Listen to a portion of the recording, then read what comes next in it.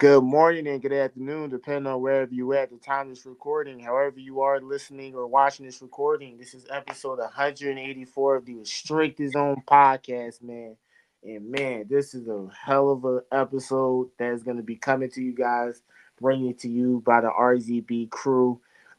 Just want to give a big introduction to a three-man crew for now, temporarily. But Khairi, introduce yourself to the people, to our fans and subscribers. Yo, what's going on, fellas? What's going on, viewers? Glad to be back, man. Glad to be back, especially under these circumstances. We got a lot of stuff to talk about. It's a lot of exciting shit, man. I'm ready to go. Let's get it. All right, listen, you know how stoked I am for this episode. Kris, K Wave, introduce yourself to the people, man. It's the infamous 1K Wave here.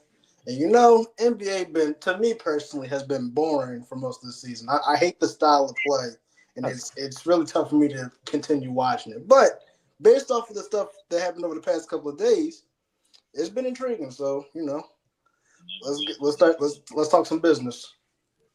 Let's talk some Yo, business. I can't even be mad at Kris for saying that. Like, as a diehard NBA fan, I'll be trying to resist it, but I can't lie. Like, you're right. The style of play, the pace, all the 3-point shooting, the constant stops and whatnot, and the refs and the camera. Bro, it made the NBA hard to watch, low key, and I found myself recently drifting more to college ball, bro. Like that's really how I I've be. always been college ball just because, personally, yeah, I've always been college ball. But man, damn, to hear you say that, Kyrie, that's damn. Bro, I watch my Knicks all the time. I love how we play. I love watching them Knicks play. Right. I'm saying, But hey, guys like a lot of the time it be the matchups, bro. It really be the matchups. Like, I guess I bring it on myself because I'm the type to watch like the Pacers play the Jazz at 9 p.m. on a Wednesday. So I guess it'd be on myself. So listen, the Jazz might be having a potential, superstar Orlando on the last. So, you're watching the pieces that may be playing with that potential superstar. So that's always intriguing in terms of that. But man, putting that aside, let's talk about the biggest news of the NBA. Let's get right into the meat and potatoes. Listen, Luka to the Lakers. I mean, who broke it out inside the group chat? Was it live? It was Greg. Greg It was posted the Greg. Shams report. Man, that was crazy. I literally was about to go to sleep. And I'm like, whoa, what? Clicked on this so fast. I can't tell you how many articles I read about this already. Probably countless. It's just so crazy. It still doesn't even feel. I watched the press conference and everything. It still doesn't feel real. It's like, Kyrie, I'm gonna let you just take it away. Just I got so much to say, but I want to let you talk. I'm gonna let Kris talk. Go ahead, man.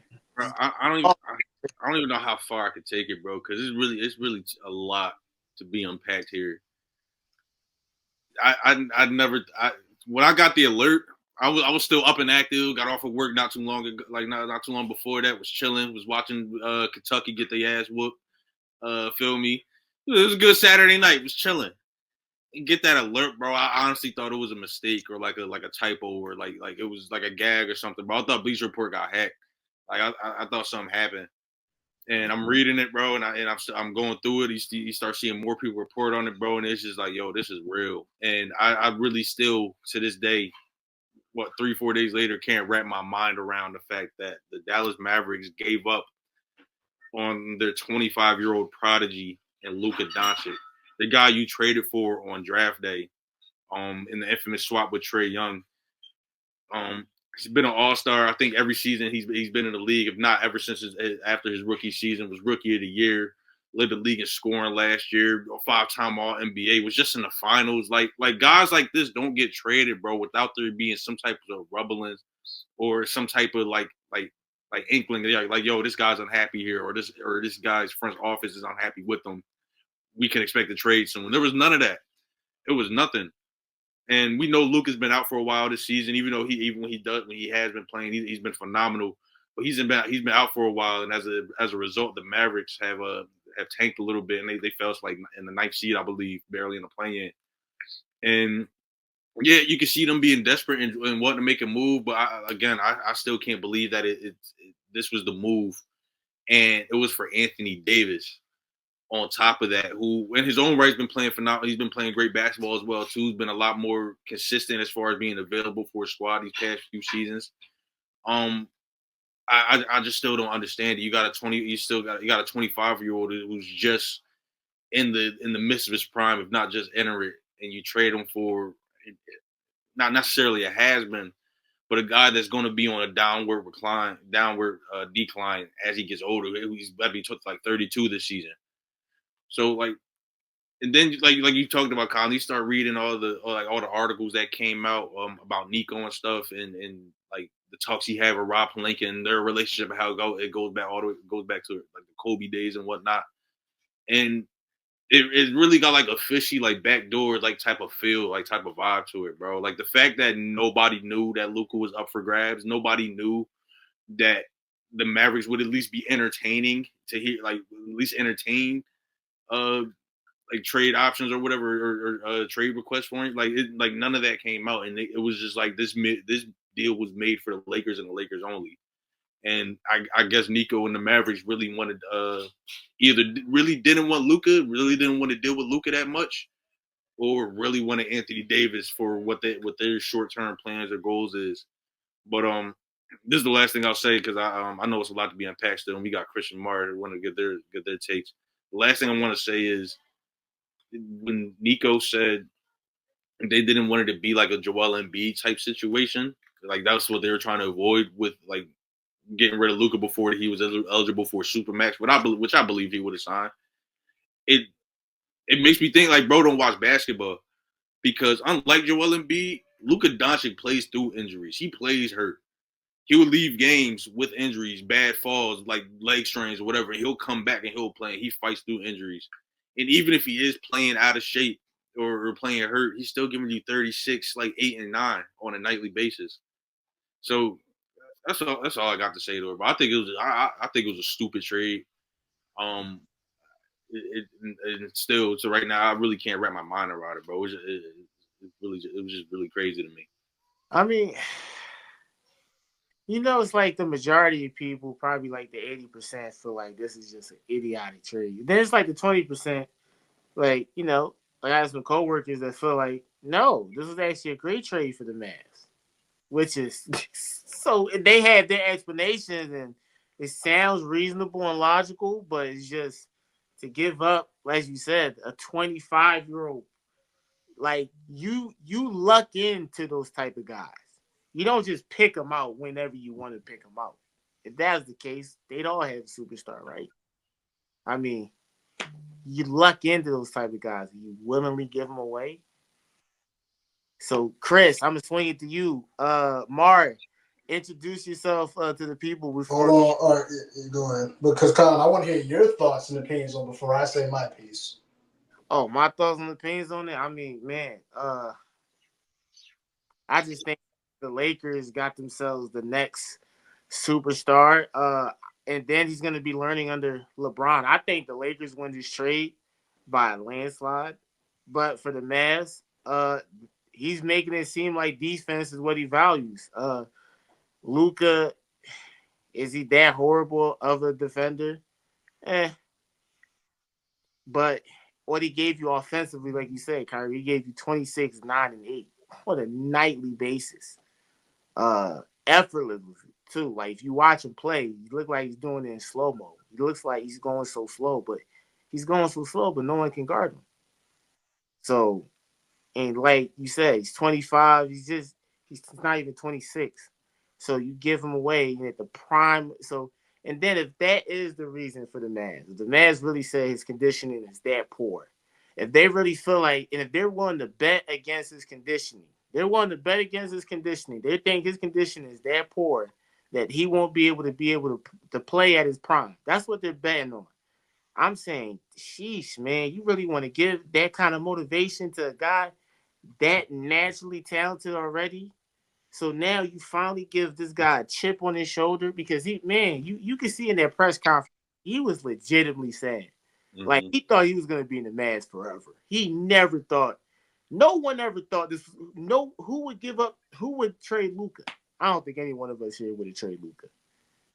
I mean, If he tried it in 2K, he wouldn't even let it go through, bro. That, I mean, hey, if you would trade Luka, just say something now. But it's just like, man, I still don't believe it. I still feel like, uh, man, it's just like Ant said, like that trade has to be investigated. I just feel like it's just, and nobody knew. He didn't even tell Jason Kidd. You saw Jason Kidd at the press conference. He oh, was, he was oh, pissed. He he was was pissed. like, oh, dude, I wouldn't blame if he would have just quit the next day. I wouldn't even be mad. Mm-hmm. I wouldn't even. I would say, yo, listen, you just gave away a generational talent. What do we? What do we? And I feel bad for Anthony Davis because man, he's gonna get so much backlash, and it's not even his fault because he's just part of the trade. They traded for him, and it's like they treating him like he's like a scrub, and he's like he's not a scrub. He's like a top. All right, so now I gotta stop you right there because what the hell do you talk about? You think Anthony Davis is a scrub? Why? Who thinks that?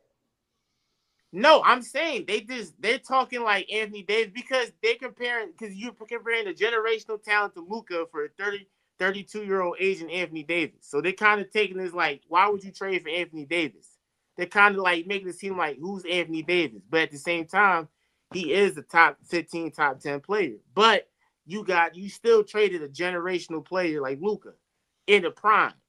So it's just if he has a bad game, it's massive. It's like an overkill because they're gonna say, "Oh, look, why and it's just everything he does from here on out. And I just think the Mavs, the only way you could justify a trade like this is if you gotta win the title. That's the only way you justify a trade like this. And I don't even know even still. If you win the title, it still justifies it, but I don't know. That was the point of the trade, though. I don't think it That happened. was the whole point of the trade. You don't think heard Nico Harris. You heard what Nico said. you don't think it's anything crazier than that? You don't That's think not what you asking me a different question from what you just said. That's the thing. I never said it wasn't crazy. I have my own opinion on it. But the purpose of the trade was to win a title. That's what he said. but not without Luka. I just don't see that happening. I mean, hey, we'll see what happens. Okay. We'll see what happens. Okay. Well, you know what, Khairi? I was kind of like you on Saturday night. I wasn't watching college basketball. I was watching wrestling because there was a pay-per-view one. It was the Royal Rumble on Saturday. Royal Rumble. Yes, sir. I already went through a shocking moment because of Jey Uso winning the Rumble. All my wrestling fans, he was not even a top 10 favorite to win the Rumble, but he won. Kudos to him. So, I was already getting over one shocking moment trying to process what I just saw in wrestling. And then I open my phone and I see Luka gets traded. And just like a lot of us thought, first thing going to my mind is who hacked his account? What AI generated app was used to create this bull honky? I mean, who spam account is this? And a lot of things going ahead because nobody believed it. Even when ESPN reported it on their official site an hour later, I still didn't fully believe it. I really didn't believe it until I woke up the next morning and realized that AD was on a flight to go meet up with Dallas in Philly, where they are right now, where he's playing right now for their game. And I was like, damn, this really happened. So, after trying to process the fact that, Luka actually got traded, I've come to two conclusions. I come to an assumption of the trade and my prediction. When it comes to the assumption, I think this trade has the potential to be one of the best trades in history and also one of the worst trades in history. I'll explain. Collin, you touched on it. The fact that, how do you win a title without Luka? Well, yes, AD is not Luka. Yes, they kind of didn't get a good haul in return because the only two young people they got was Max Christie and a future first round pick from the Lakers. Not bad, but when you trade away somebody like Luka, you should get a haul in return for him, even if you get Anthony Davis. the way the team is set up, my only concern with the Mavs is what is the fourth corner lineup going to look like? Because AD has religiously said, not for the past couple of years, that he wants to play the four. He doesn't want to play the five anymore. Now he can play the four in Dallas, but you got to realize when it gets to that fourth quarter, who's going to be on the bench? I'm assuming that you can decide between Gafford and Lively, depending on who's having the better game that time. But then again, you also brought PJ Washington over. So is he going to play the three now? And that means if he plays the three, Klay Thompson got to play the two. Now, Klay Thompson, as we all seen, can't play defense the way he used to because he doesn't have legs to move around the way he used to anymore. So now you got a backcourt of Khairi and Klay who can score for the most part and put buckets up, but I don't know if Klay himself is going to stay in front of anybody. That's the concern. That's the only concern I have about the Mavericks. Not only that, though, but the fact that, like you said, AD is getting ready to turn 32. Kyrie is already in his 30s. And, their window to win a championship has gone from the next decade to the next 3 years, in my opinion. Because by the time they hit that, I'll get to my next point in a second. But, by the time they hit that mid-30s, it might not be the same player anymore. Shoot, they might have an injury and not be the same player anymore because we already talked about that. Even with AD being better with his availability these past couple of years. From the Lakers side of things, I think that, they now have definitely said, considering the fact that they didn't even inform Bron about this, that we are done with the LeBron James era. We thank you for the ring you won. We thank you for your time in a Laker uniform. But we are done with the LeBron James era. It is time to move on.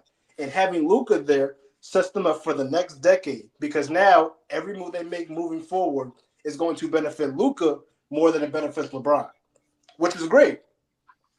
But here's where it gets tricky. Luka is an unrestricted free agent next summer at the end of the year. Because of the fact that he got traded, he is no longer eligible for a Supermax. So, he can't get his $350 million anymore. So now the Lakers are going to offer him a max contract. But you know what else can offer him a max contract? Every other damn team in the league. So now, who's to say that Luka even wants to stay? Think about it for a second. Let's just say they finish the year middle of the pack. We know the Lakers are going to make the playoffs. Like, we're not going to take. Let's just say they finish like 6 or 7 seed. They maybe grab Valanciunas, another big, because I know Rob Pelinka is looking for a big man to pair with Luka. I'm not sure which big man they're going to get. I just threw out a name. Let's say they finish 6th seed, and then let's say they lose in the first or second round. Now you go into the offseason, Luka's going to pay attention to the moves that are being made within the Lakers organization. If he doesn't like the moves, who's to say he could just go to another team that's going to offer him the same money, give him a great chance to compete for a title, and just go there? Because he could be an unrestricted free agent. There's no guarantee that he will stay with the Lakers, which I think is the craziest part about this whole deal. Then why I think it has the potential to be one of the worst deals in the league. Because Luka's only in a Laker uniform for the next couple of months. What was the point of making the trade, Rob Pelinka? And then the Mavs won the trade, even if they don't win a title. I think what was crazy about it is, like what Kyrie pointed, that nobody knew about this. And what's funny about this is before I started reading the reports of the relationship that Rob and Nico Harrison had, I was automatically thinking, like, they got to be buddies because there's no way you only talk to one person the entire time about trading Luka Doncic, about trading the second best player in the league. There's no way you won't talk to one person about it. And then all reports come out they've been buddies for 20 years because they both worked at Nike. I'm not saying that there's a cause to look into it. I'm not saying that. Ant was like, it should be investigated. I'm with Ant. I mean, listen, I'm not saying that. What I am saying, though, is I think right now you can look at it as a win-win, but I feel like it could turn to a lose-lose very quickly. But, hey, it was a shocking trade, so good luck to both teams. I definitely agree with that because I think what Nico Harris really pointed on in his interview was that he's focused on like the short term and winning like within the next 3 years. And when you look at the Mavs from the defensive end, on the defensive side, like Kris pointed out, they're built to do that. Like they're built to win and go and really compete with teams like last year with OKC, who they gave them a problem with their size. So PJ Washington at the 3, AD at the 4, Yeah. Dan Stafford at the 5. At the 5, you got Kyrie Irving, of course. You got Max Christie, young guy still coming off the bench. I mean, I'm not saying they as good as they is with a healthy Luka, but is that a top 5 team in the West? Not right now. Not right now. The West is dangerously more competitive. But at the same time, the West is inconsistent too, because even though the Lakers shot up to the 5th seed, bro, they still got their deficiencies too. They still got the shit they got to get together also. You got the Grizzlies, who's always hurt. Giles always hurt. Jaren Jackson, the Desmond, Marcus Smart, they all always hurt. You got the Rockets, who are still young and unproven. They still second, third. And they got Amen Thomas. Bro, they still young though. What you really expect them to do something when it comes to playoffs? All young teams that make the playoffs get bounced. That we've seen it happen before. We saw it happen to OKC last year. They're the number 1 seed. Come on now. Come on. It's That's what I'm saying. So there is room. Bring up franchises. So there is room. You talked about. I'm sorry, Khairi. You talked about a young team that's second in the Western Conference standings. When I'm telling you, that doesn't mean a damn thing if they don't have any postseason experience, and we've seen that countless times. And the last example was the Thunder last year. Let me put it to you like this to support Chris's point. If the say the Mavs make the playoffs this year through the play-in, and the Rockets are still second seed, and they end up having to play the Mavs, do you think the Rockets beating them in the series? No. That's what I'm saying. So they have a gritty enough team on paper wise, roster construction wise. They still have a gritty enough team, in my opinion, I think, to sneak in through the West and make some noise. But to Chris's point, I'm gonna tackle this point right here, because I think Luka was set up when it come down to it, bro. Because he's going to the setup now. I honestly think he succeeded against all the bullshit the Mavs really threw at him over these past couple years. If we keep it in the beam, bro, if you look at it, they drafted Dennis Smith Jr. and that was his backcourt mate for 2 years. And Luka Doncic on paper saying that he liked playing with him and whatnot. And they had some type of chemistry. Rick Carlin liked him. He was out of there in 2 years. They trade him to the Knicks for Kristaps Porzingis. And you wait for him to come back from his ACL injury. They played for 2 semi-years together. Jason Kidd doesn't use him right. He's out of there. Now, then you bring in Kyrie Irving. They play for a year and a half, 2 years together. So I say that to point this out. Luka really never had a set constructed core around him to succeed, bro. Like with the Dennis Smith Jr. year, the fucking Kristaps, like they never had like a set core around him, dog. So he had to keep adapting to new teammates around him and the new certain type of players and play styles around him. The Kyrie one is clearly the most successful one because they went to the finals, and what they could have done before. It's always going to be a what if, because I feel like they could have just made. I don't know what trades they could have made, but not trading your generational talent that you lucked into. Yeah. I mean, it's got to be priority. I mean, I just don't. Man, it's just crazy.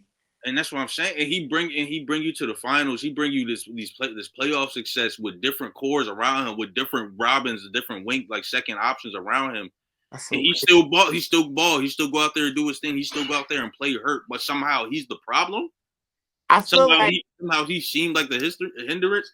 And it's crazy because that's just letting me know they have less. The Mavericks front office have less trust in Luka than the Pelicans front office have in Zion, and that's saying something. No, the Pelicans just scared to make a damn move, and I don't know why.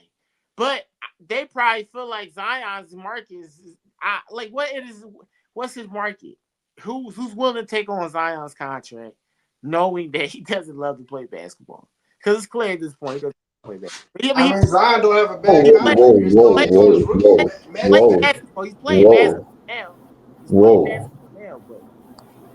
Whoa, where did that come from? Yeah, I'm about to say Zion's on his rookie max deal. So the money is not the problem when it comes to Zion. No, I wouldn't know why he don't like playing basketball. Where did that come from? He's always I want to say he don't like playing basketball. I was thinking serious. I would say he don't keep. I would say he don't take keeping his body in shape enough to play consistently, serious enough.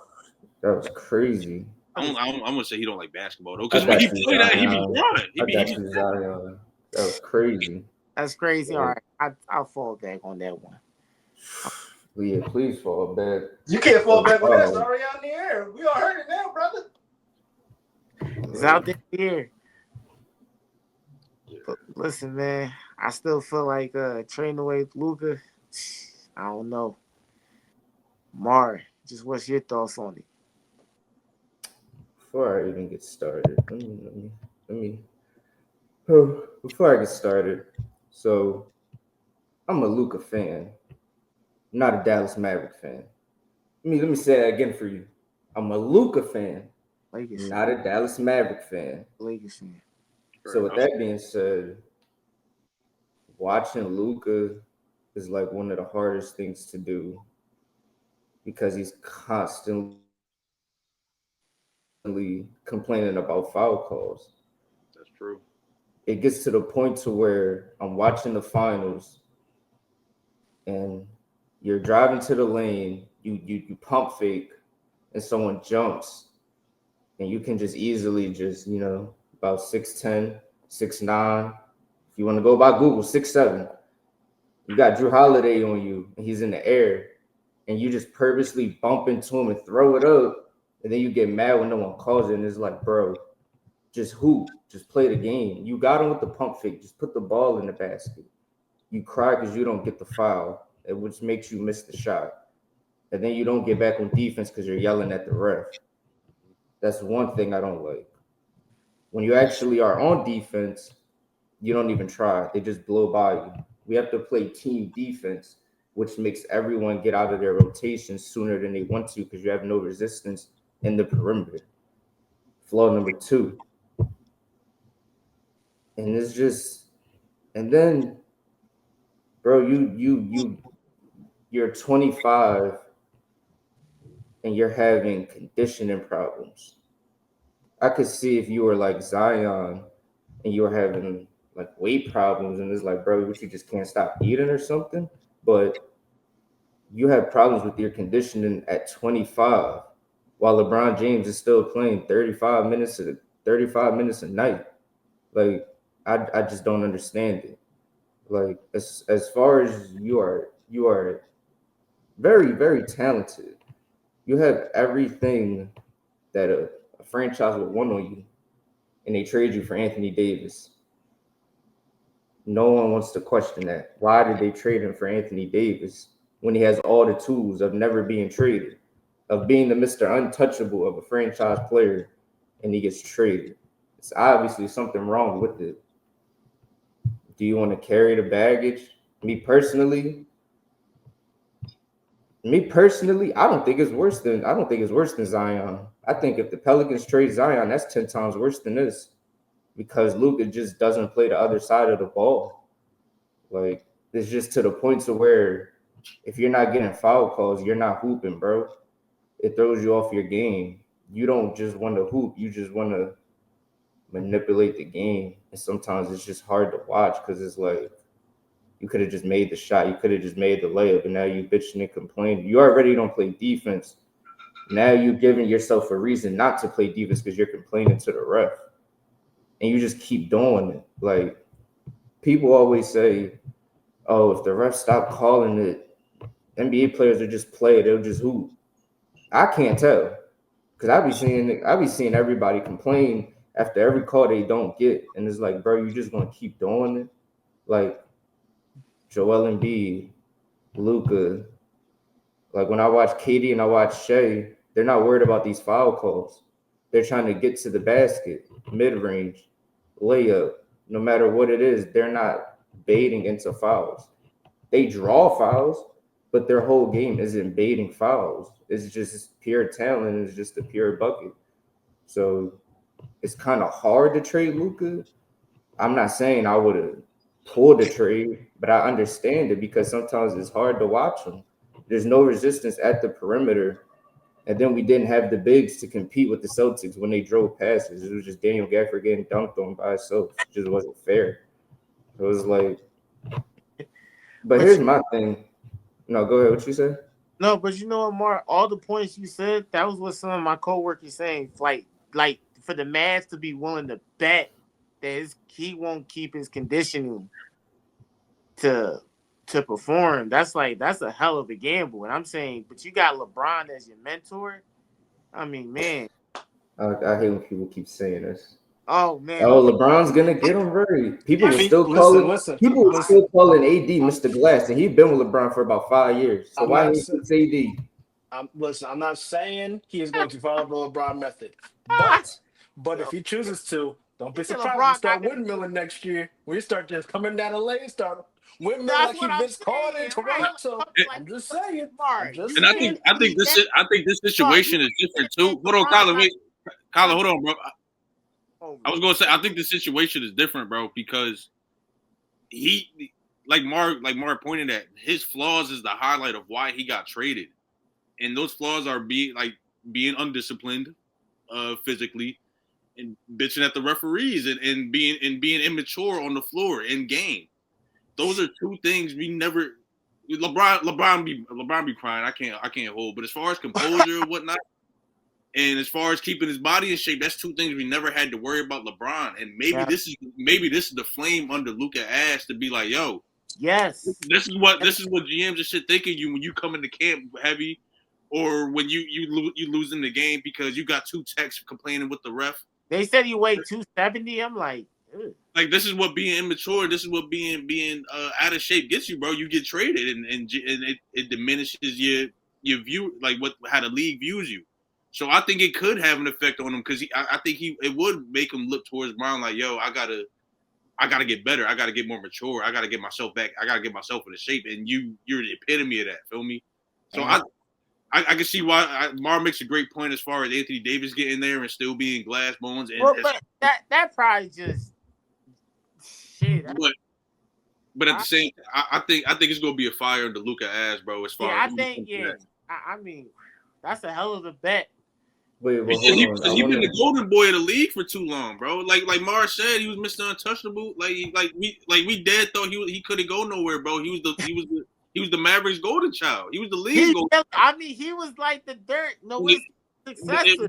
Everything To was get your fine. ass kicked and put in time out like this, bro, to get shown you really not that nigga like that. Hard. You think Everything you was is, he dog? was Whiskey's No, but listen, successor. He listen, was listen. Let me be honest. Let me be not honest. said he the Let- successor. No, but hold on.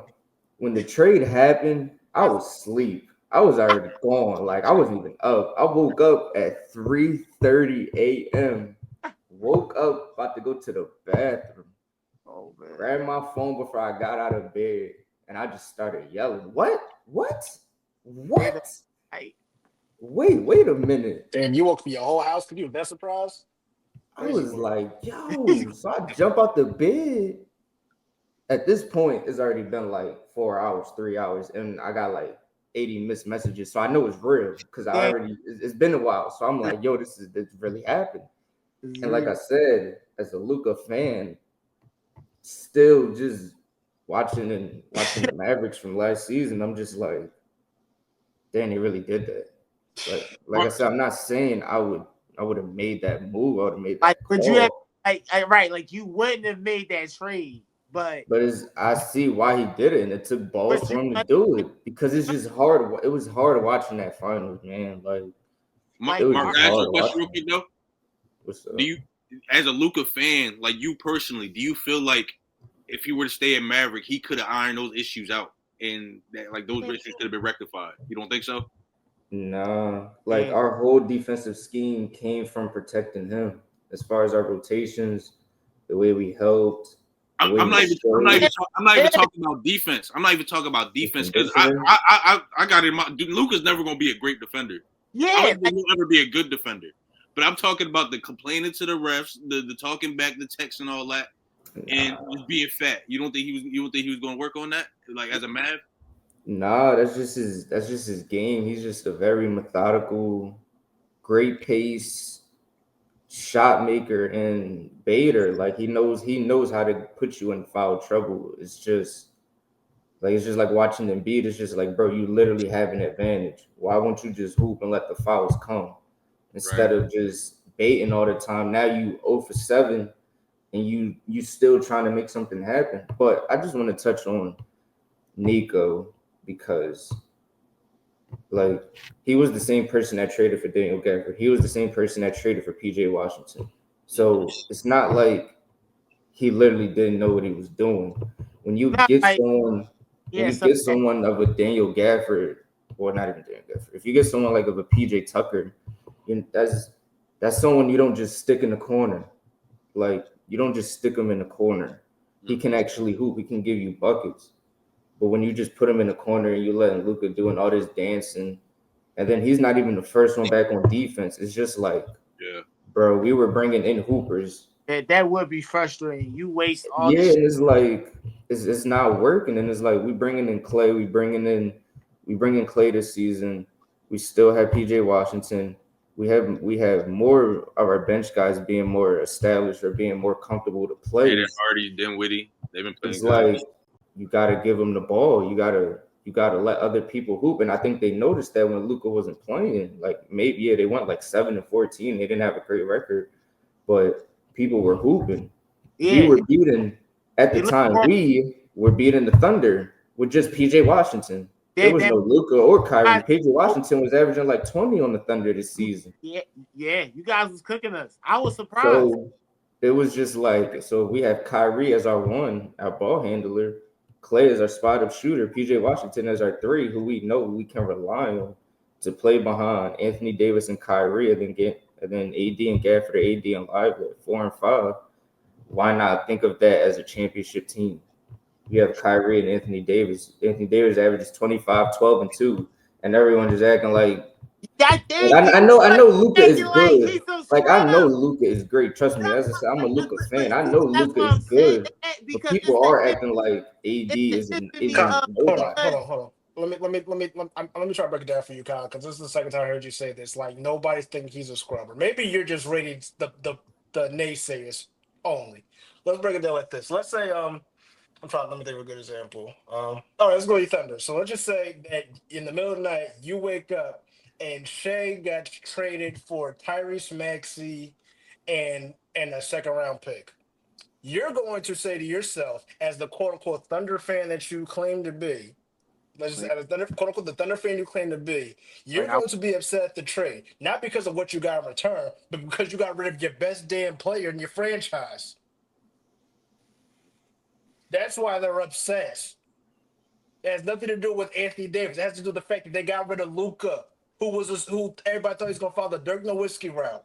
So this is the second time I heard you talk about people thinking he's a scrub. It's not because they think he's a scrub. It's because they lost their hero. They lost Superman in their eyes. They lost their Superman. Well, I'm talking about the next series. I'm not talking about Mavs fans because I've heard countless people say, "Oh, if Luka was coming up the court smoking a Newport, I would have gave him the extension." I'm like, that's what I'm saying.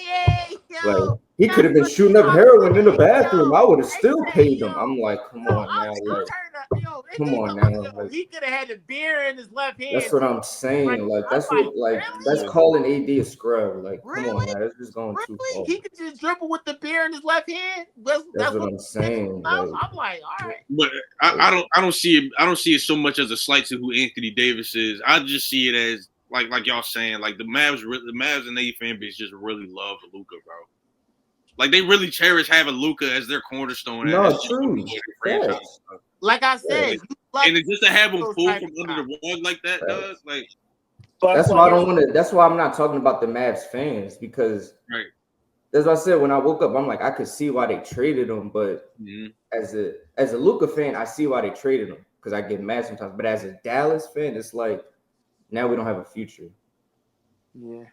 Like we have to win in the next 3 years, 3 to 4 years, because we have no future. So I'm not mad at I'm not coming at the Mavs fans. It's the other people that's just like the people that don't watch the games that are like, he could have been shooting up heroin, he could have been doing crack, he could have been. I'm like, fuck, yo, that's crazy. Like, let's give a crackhead $340 million. Like, come on, man. Come on, man. He ain't that good. He ain't that damn good. Now we're gonna throw a $340 million crack Bro, party. they said Luka could be down K&A. He's still getting the deal. Bro, that's what I'm saying, bro. I said no, he's not that good They now. could draft Come on, GOOOOOOOO off K&A. Give him. I'm like, nah, come on, man. Shit. Well, he bro, won't he's last that still. long. I AD mean, is you know what? 25, 12, and 2 this season, bro. It's No, AD and Kyrie, I'm very like I can't wait. When does AD when can he start? Can he start? AD is playing tonight. He is Yeah, playing against the they Sixers playing. he tonight. playing tonight. Yeah. Oh wow. Yeah, Max Who Christie. said Yeah, that? they all got activated tonight. Max Christie was playing. No, yeah. I saw the Mac What do Chris you one. care? I didn't see. Anthony Oh, Davis my. playing tonight? No, The game. Oh, the six. no. Or it's probably just Max Christie. Ooh, It's the we fourth quarter. No, he's not playing. horrible. It was We're probably missing just Christie. game. Kyrie. His next game he could play is Thursday against. Oh, He was expected. Sorry, so the report I saw No. said he was expected to play. That's why I thought he was playing. Oh, Because I know they met him up with them in Philly. Oh yeah, Max Christie. Okay, Max Christie's playing. Max Christie had 15, 6, 5 for 8, 4 for I mean, it's the 4. Sixers. Of course, he's gonna go off. Come on now. Next, anyway. All right, That's what we're talking No, about. but hold on. I want to go back to the You really Zion want me to thing. start talking about the Kings? No, but They hold had a on. horrible trade. We talk about that. I mean, we can because I'm excited about Wemby and Fox. I'm really excited about that duo. So that's something they haven't looked at. And they kept Devin traded their Vassell. superstar. Wait, hold on, Mark. Mark wanted to say something about Did you just call Fox a superstar? Well, he's a great player. He's a great player. He's made the All NBA team once. He's made the All Star one time. So if that's a superstar in your eyes, then your standards are really low. Excuse my terminology. That was a little bit hyperbole. But But I'm saying you guys really traded your best franchise. I wouldn't say all that now. And you guys, will rot in hell. You guys still have Joel Embiid on your books. This is Joel Embiid still on your books. Trash franchise. When's the last time Embiid? Did Embiid play tonight? Did he play? Kyrie, did we not discuss that these guys traded for draft picks that one? They're not. Why you always gotta bring me into your fucking Kings discourse? Because he can't. Because he doesn't want to go down with his own second shift. He likes to bring people on board so we can go down with it. It's like the Titanic. You got everybody escape from the Titanic. He's one of the crew members that wanted to stay on board and said, "Oh, if I'm staying, your ass staying too. We going down with the ship." That's how Collin rolls. You feel me? With that being said, because you guys are irrelevant now, since you guys traded your most relevant player. Darren Fox not a superstar? No, he's not. That was just hyperbole, Mark. Is Darren Fox not a superstar? No, he's not a superstar. No. What the fuck? What's a superstar? Darren Fox a superstar? Yeah, I don't think. Why isn't he? Star neither. I think he's a star. I don't think he's a superstar. Why isn't he? What's your engagement to that? He's a star. He's not no superstar. You think he Mark thinks he's a superstar? Why not? Superstars bring their teams to the playoffs consistently. I think Shay's a stars are good. Stars are good individual players. Jokic is a superstar. Darren Fox is a good individual player. I wouldn't call Fox a superstar. You just called him one. That was meant as hyperbole. That doesn't make any sense. You can't go back on the word that you just said. You called him a superstar. Okay, you said you traded your best superstar. You said that out your mouth. So how many superstars are there in the NBA? Huh? Yeah. How many superstars are there in the NBA? Kyrie, I'd say about, let me see, Giannis, Jokic, Shea. Giannis, Jokic. About 15, about 10, 12, 15, I don't know. My man Brunson in there, that's all I know. My man Brunson is a superstar.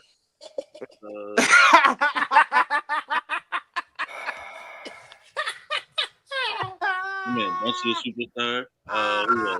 And De'Aaron Fox not no damn superstar.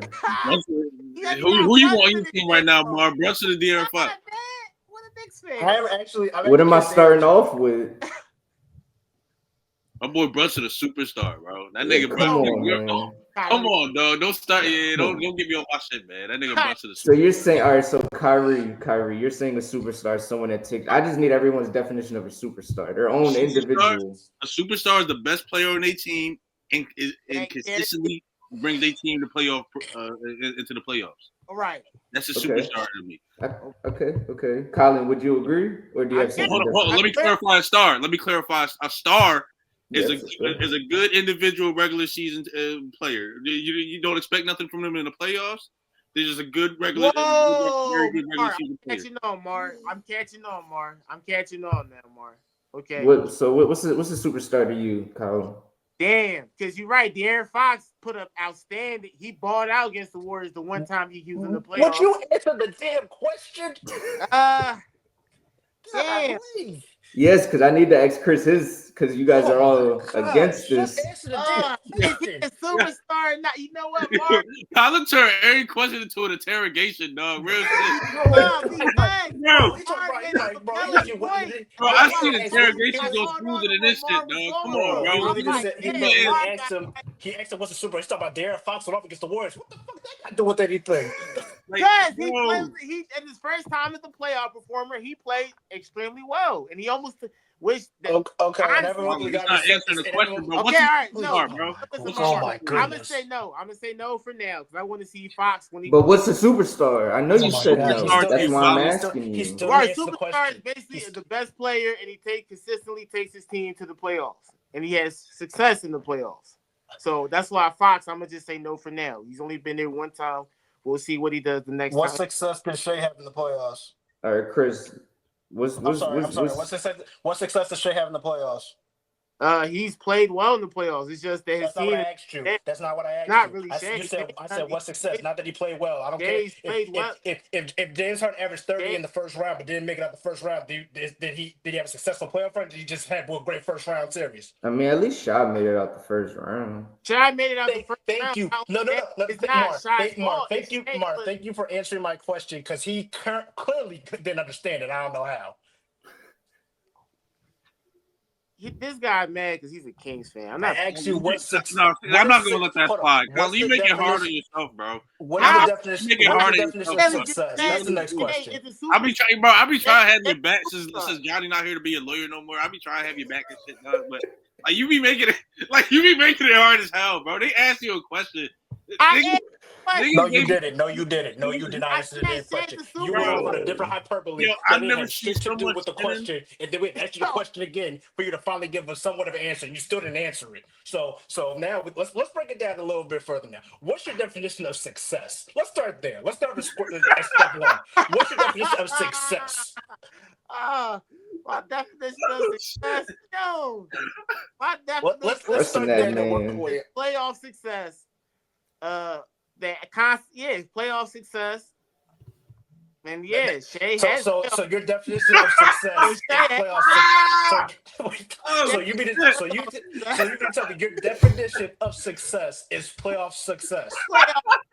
What the hell? Wow, that was crazy. Yeah, I'm rolling with that, Bart. I'm rolling with that. That's why I'm rolling with that. Oh my goodness. Okay. You know what? Can I help him out? Help? No, I don't need no help because I made a good point. Only no friend.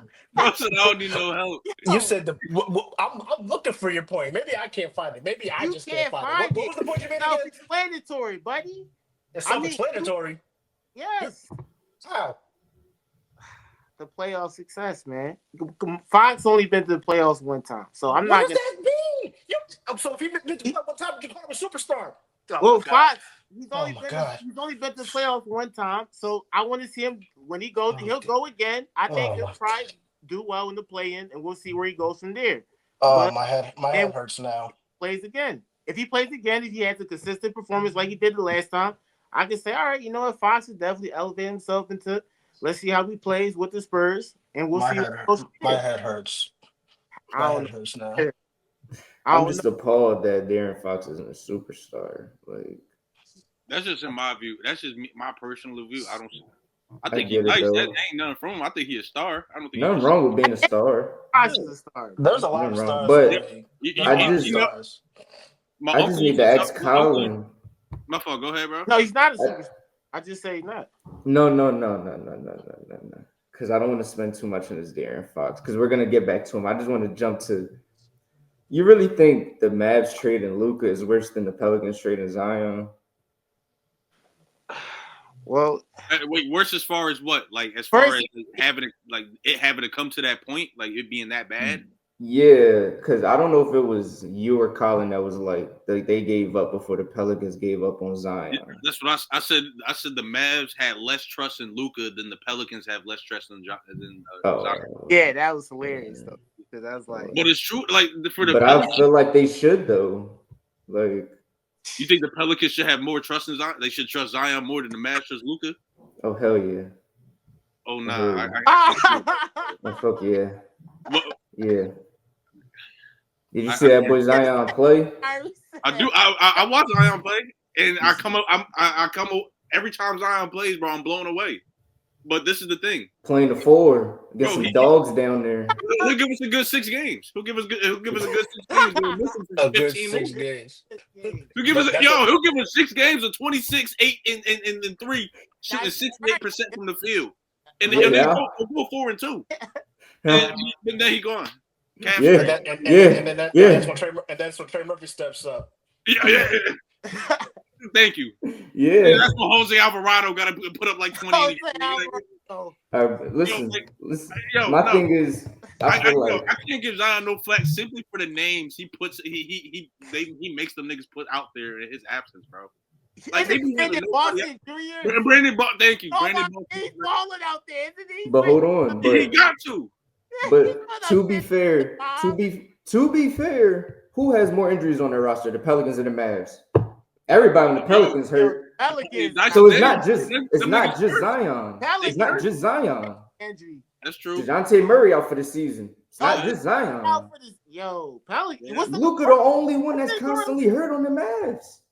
Like, what are we talking? And it's because he's overweight and out of shape.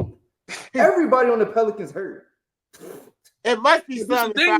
This is the thing, though. Luka plays hurt, though. Luka will play through an injury. That nigga Zion will sit out because his pinky hurt, bro. No, listen. I just seen a clip of Zion saying, I can play back-to-backs. I just happen to work for the Pelicans. He said that. Bro, they don't trust him. He said that. They don't trust him. I wouldn't trust him neither. Bro, he come down, run wrong way, bro. That's his career. It's over. He's 300 pounds. And he jumped 50 feet in the air. You're not supposed to be able to do that. I'd be scared when he jumps for a dunker. I'd be like, I'd be so scared. Let him get hung on the rim one good time, bro. He falling back. I'd be terrified. It's over. Like, anything point. I would trust Luka, but way before I trust Zion, bro. I'm sorry. I might sound crazy saying this, but you have to remember I'm a Luka fan. I feel like Zion's more of a generational talent than Luka, so I'm just not giving up on Zion as quick. Hey, I haven't given up on Zion. Trust me, I haven't given up on him, and in a way I can agree with you on that statement. I don't think I would ever give up on Zion. I could see myself giving up on Luka just because of his complaining and non-defense and his conditioning problems. It's one thing for you to be overweight. If you're overweight and my NBA team and we're in New Orleans, we're just gonna go talk to the fucking Saints and I'm gonna get you on the DM program or something. We're gonna figure this out. Cam Jordan not fucking with him. He's not fucking with him. Like it's not happening. Like, bro, we gonna call Ray Lewis or somebody. We gonna figure this out. But if you're 25, and then you get injured, if you get a tic-tac injury every season, like he hurt his calf this season, and they gave him extra time to come back because he was out of shape during his injury. Not okay, you have a calf injury, you have to eat, but you don't just sit there and get overweight, bro. You're 25 years old. Supposedly you could make $75 million on your contract this upcoming summer, and you can't even stay in shape, and you're not even 30 yet. So what happens in 4 years when you're 29? Fat Luka still put up 34, 9, and 9. Mar, you making me his man's gonna give him 34, 9, and 9. What's the difference? Wait, what happened? It said Luka gonna give you 34, 9, and 9, but the person he guarded gonna give him 34, 9, and 9. That's bro. Hey. All I'm saying is, bro, I'm taking Fat Luka over Fat Zion. At least Fat Luka can play. Fat Zion gotta sit on the bench, dog. Like Fat Zion can't get in the game. Fat Zion in the sweatsuit with them ugly ass J's he had his chain. Yo, you gotta chill. Dog, them shit's ugly as hell. He started. He can't even play this shit. Like I said, bro, we gonna hit up somebody on the Saints roster. Somebody gonna get. We gonna figure this out. Debate between that's crazy. Who's most trustworthy, pretty much. Who's least trustworthy? Come down to. I feel like for any franchise to even have to deal with that. That's extremely unfortunate. I mean, I can't talk. Look at what Joel's doing. All of a sudden, Joel. It's like I can't even say something, so I should be laughing with y'all. I should be saying, "Hey, you know what? We gotta." You be saying trade that motherfucker. But you know what? Something I'm noticing ever since that trade, all the stars are like, all of a sudden they're like Joel, like I don't know now. They're all starting to realize, like, damn, Joel don't care, dog. Joel don't care about y'all. He Embiid was hooping tonight. He was. He had a triple-double. Who? Embiid.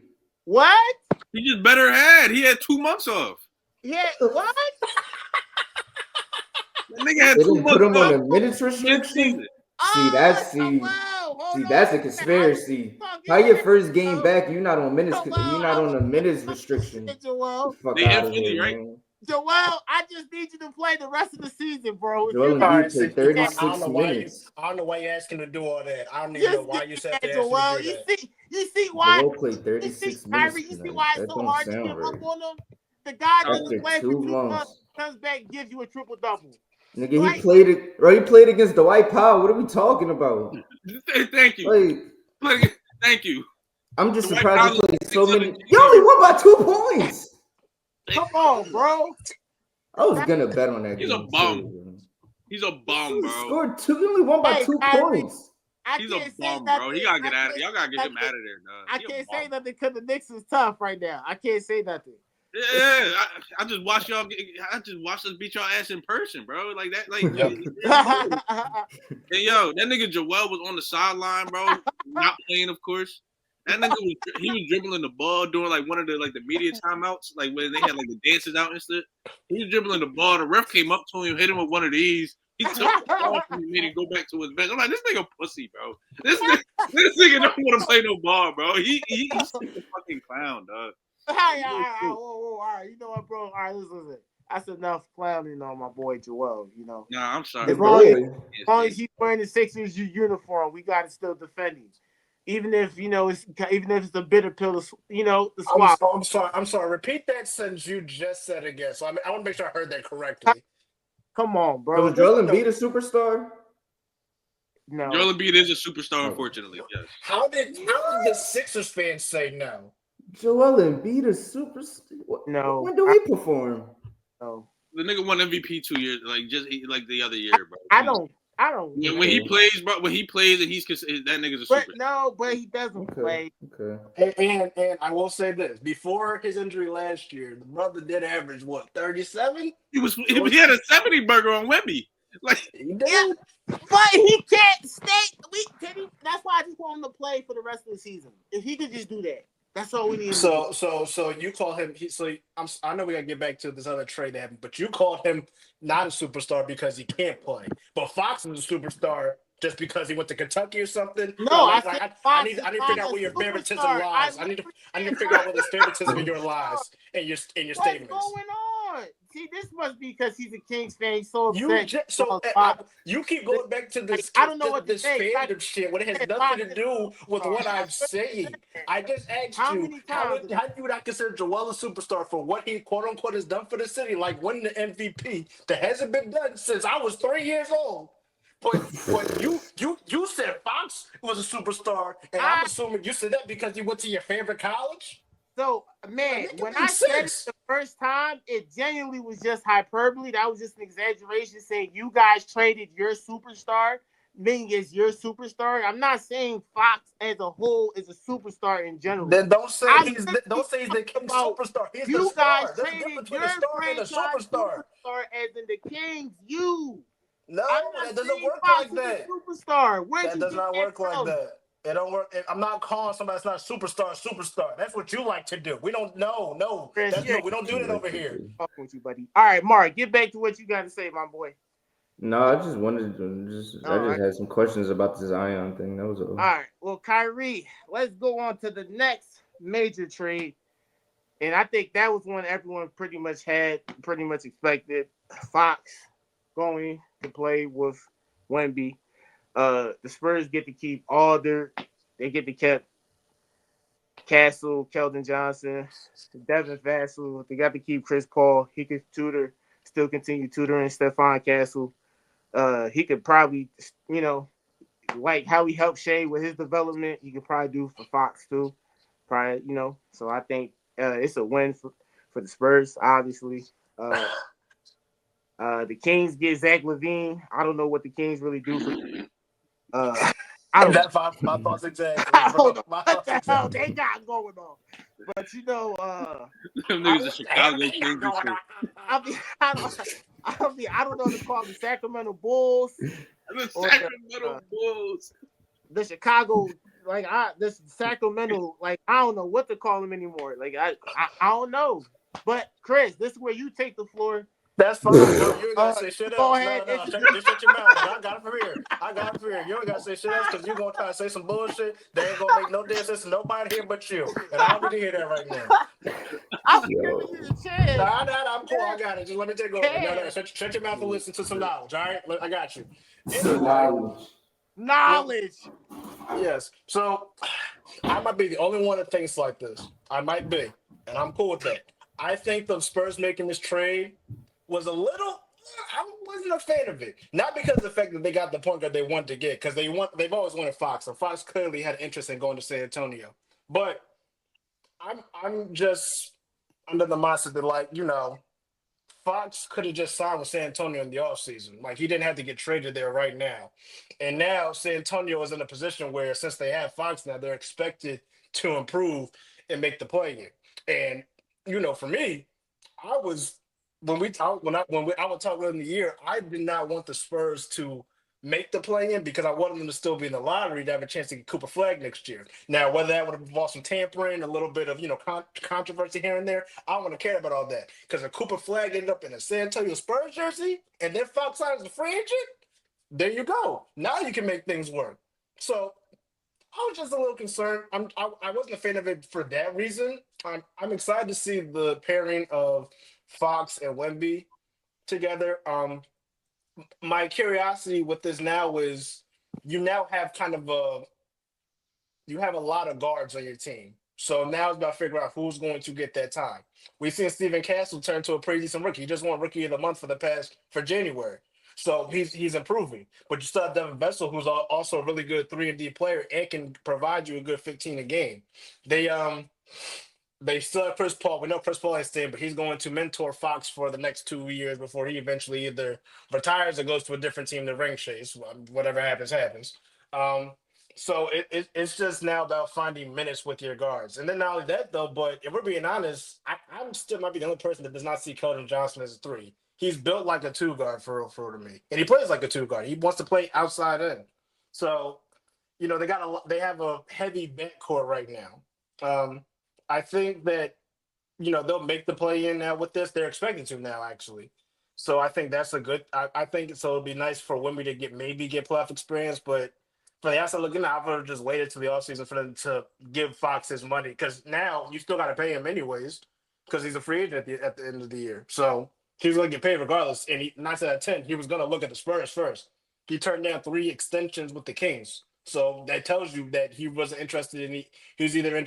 I don't know why Collin's smiling and chuckling over there, but anyway, I saw that, Collin. You ain't slick. But yeah, he turned down 3 contract extensions because he said he wanted to see what the Kings did to improve. But 9 out of 10, he already felt like that the team, the way it was currently constructed, had its peak. They just had a good year the year they made the playoffs as one of the best offenses in the league. But what they didn't realize was that the rest of the league caught up to their high scoring offense. So what they were doing wasn't special anymore because every other team didn't like them or did it better than them for the most part. So that really didn't change anything. I think it was right for him to leave. When it comes to the Kings, I'll be honest. I know they wanted Zach LaVine for a long time because they were big. They had interest in him when his first deal in Chicago was done before he signed his extension. They wanted to grab him then. Um, they obviously didn't because he resigned with Chicago. But I'm not entirely sure how the duel. I mean, how this duel of having DeMar DeRozan, Levine, and then Sabonis is going to work. I think Sabonis. I will say this about Sabonis. I fall for this. I don't think he gets enough credit for what he does. I mean, I don't think he's a 5 either. But the way he plays, That brother's definitely underrated at the five spot. And I mean, I'm glad he made the All-Star team this year because he definitely earned it. Um, I think him and I Sabonis mean, didn't make it. The bonus. I know he almost didn't, but I'm glad he did because what he brings is very valuable. The fact that he has a nice mid-range inside-out game. The fact that he's one of the best playmakers at the five position in the league outside of Jokic for he might be the best outside of Jokic, honestly, when it comes to just playmaking. And he's probably the best rebounder in the league right now as well. I think he leads the league in rebounding right now. And if not, he's top three. So just and if we're talking about it being 6'10", 270 is considered undersized as a five. So the fact that he's doing all that, I think it's really impressive, but I just don't see just the construction of the team. But the Kings have been in turmoil all year just because of the fact that they just tried to run it back with the same core that they got to the playoffs with, and they thought and DeMar DeRozan would be cool. But what they don't realize is, as good of a player as DeMar DeRozan is, one, he's also a big ISO ball. Also a big ISO ball player. Like he needs the ball in to score, and two, he doesn't create space because he's not a 3-point threat for you guys. His game is mid range, and while I appreciate it as somebody that hates seeing teams that shouldn't be shooting 40 fucking threes a game shoot 50 fucking threes a game, it doesn't work. It doesn't work with the way the roster is constructed. Um, so I'm not sure what bringing Levine over to the Bulls did or to the Kings did. I know they got a pick with it, so that helps. And for Chicago, I mean, about damn time he got rid of him because you've been talking about trading his ass for the past 3 years. So I'm finally glad to see that he's gone, and now you can finally blow the rest of your team up. Because I mean, Vucevic got to go. I don't think the future is Kobe White. I think he's a really good player. I think he's going to help a team out. I do not see him being the future of the Chicago Bulls franchise, though. I think there's going to be a draft pick coming their way. Um, this trade is more of like I mean, it's cool that it happened, and I think the best part about it happening was that the Bulls are finally able to kind of start their rebuild. But for the Spurs, this is like, even though I'm excited to see Wemby and Fox play to each other, I felt like they made this move too soon because Fox, 9 out of 10, was going to go to San Antonio anyway. You feel me? And before I pass it off, I just had to make this point because I thought about this. Why is it that, you know, Fox is the third player this year who was eligible for an extension for a max or super max extension next year that got traded? First one was Cat when he went to the Knicks. Then we had Luca a couple days ago, and now we have Fox. So I I think we need to talk about this Supermax thing that the It, it's league put into play. it's because the second apron.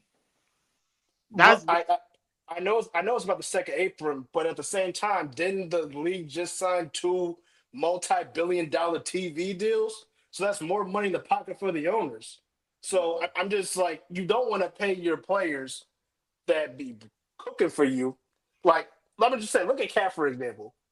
They made the Western Conference Finals last year, beat the defending champions in a great 7-game series. Went to the conference finals. Yes, they lost to Luca and friends, but clearly the roster was ranked the way it was. And you traded the go-to guy just because you didn't want to pay him? Like what? I'm just saying, like, let's be for real. That awesome.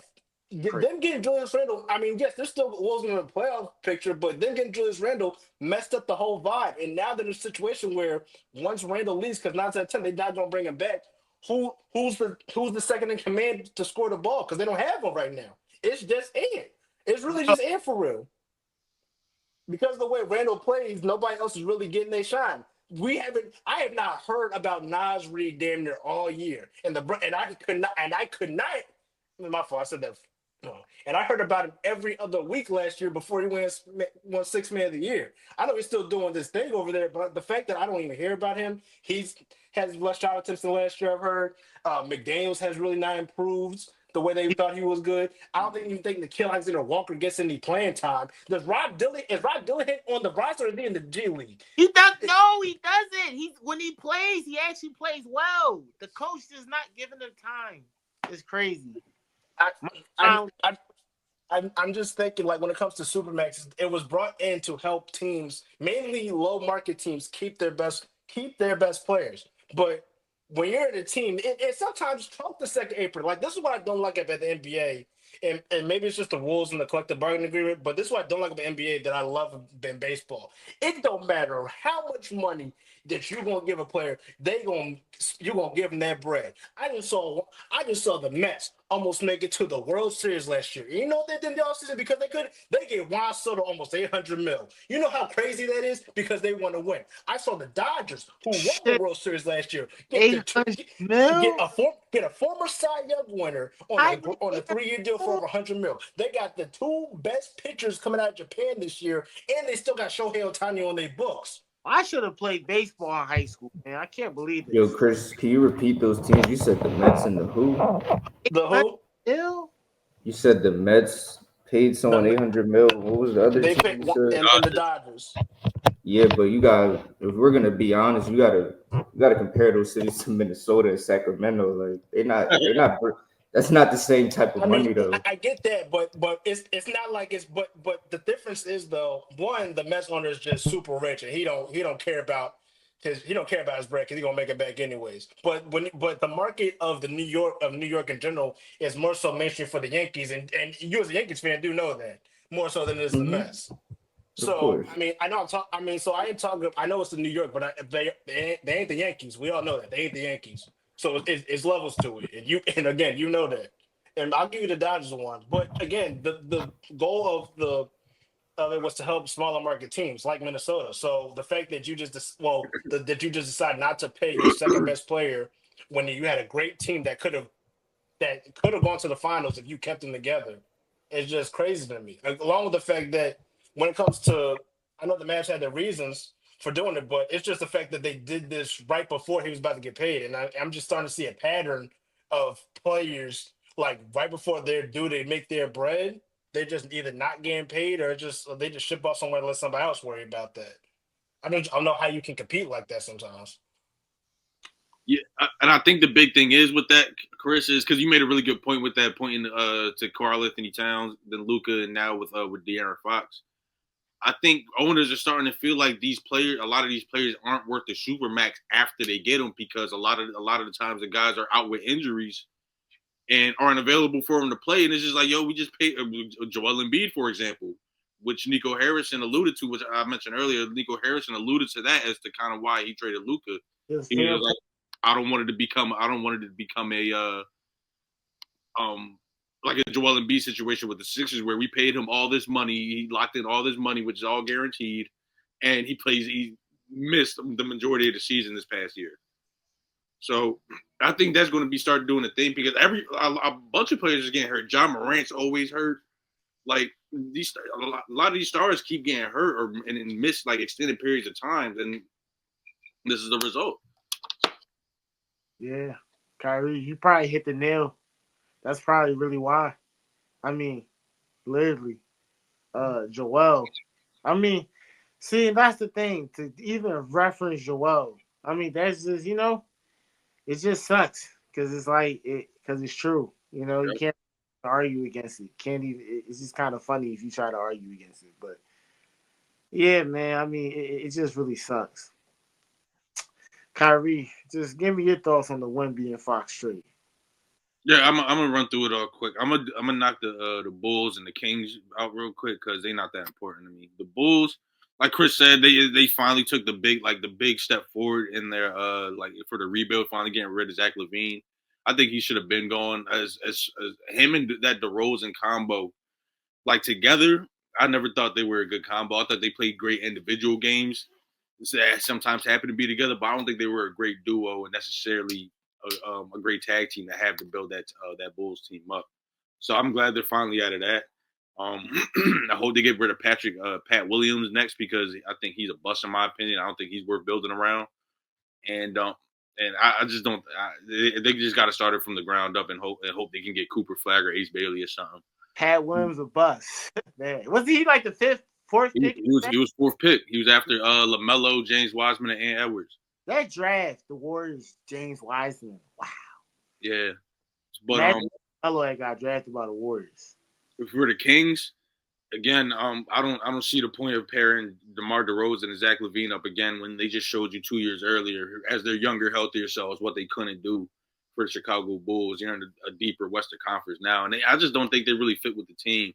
I agree with Kris a lot. I think Sabonis is really underrated and doesn't get the love he deserves, being one of the most dominant big man in my opinion on both ends of the floor, and especially as a rebounder and a hub on offense. I really don't think he gets his flowers he deserves, and I think I feel bad for him because it's another bad mediocre team that he's playing for, and the Kings are just being the Kings, bro. A few years ago when Mike Brown had, and that's another thing, bro. Mike Brown got scapegoated because he should have never gotten fired, in my opinion. I don't think the decline of the Kings was all on him. I think it was personnel issues. You get rid of guys like Harrison Barnes. You get rid of guys you just drafted like a Davion Mitchell, and Davion Mitchell is having a resurgence with the Raptors. He definitely is. And then guys like Keegan Murray, you haven't really brought along to take that extra step either. He's kind of having a slip this season. I think Mike Brown got scapegoated a lot, and yeah, that was just like a. Well, I mean, and Kris, I mean, I don't know if Kris may have a different opinion. I feel like ever since Kris I think the Kings have had like a winning streak. They probably lost the game. I believe they lost to OKC. They like 5-5 in their last 10. They've been the same, bro. They've been the same. I mean, Kris, is that the case, or maybe I'm just and I'm being genuine. This is complete genuine. That's just from what I've seen. But I'm gonna keep going though because I know we got wrap up soon. Yeah, you go ahead. Because I mean, Doug Christie basically showing he's the five. They've been had a 500 record since he took over, basically. Yeah, they've been even. Yeah. They broke even pretty much. That wasn't it wasn't a coaching issue that was going on over there. He was on a winning streak, huh? Maybe I missed that. Okay. Nah, but I again, it's the Kings being the Kings. I thought I want to be saying that again after Mike Brown brought them to the playoffs a few years ago, and they looked like they had something building. But I'm not even excited about them getting the 3 first-round picks in the future from this trade because them they don't develop well, and they with Tyrese Halliburton and Davion Mitchell they let they talent go early, man. So I'm not really worried about them. As far as the Spurs, though, I think the Spurs did a really good job in this trade because you got to star talented De'Aaron Fox. You got a guy that's been an All-Star before, another guy that can take the ball out of Wemby's hands a little bit and take that scoring pressure off and be a go-to guy because that's what they really struggle with, having a guy they can just get a ball to and have him give them a bucket. But De'Aaron Fox should definitely be that guy now. They got to keep Jeremy Sohan, who I really like on the defensive end. They got to keep Stephon Castle, very good rookie. Looks like he's going to win Rookie of the Year this season. Yeah. Got to keep Devin Vassell, like y'all mentioned, bucket getter, good on the defensive end also. So I like that they were able to add on De'Aaron Fox as well as keep their younger guys because we know the Spurs are a competent franchise, and they develop their guys to be not necessarily all-stars or superstars, but they develop their guys perfectly for them, and I think that's what they're in the beginning of doing with their young guys. So I'm adding Fox to that, bro. I honestly think it's good. I don't see them making too much noise this season. But I think Fox being there, and who knows what's going to happen with Coach Pop? He's been out with his health problems this past season. But I think if he is able to come back, and you've got Fox that's already committed to the team, I think that attracts a lot of free agents, and especially having Wemby, a guy like him, 7'4", could do everything that he can do. That pick is going to be deadly. Definitely going to be deadly. And then too, the transition game, like the Spurs have showed me in some Spurs this season that they could really lock up on defense. That one twin, Julian Champagnie, is really good on the defensive end as well. I like their team, man. I think next season will be their season to probably make the play-in or get maybe a 6th or 5th seed. I think De'Aaron Fox and Wemby would be a big part of that.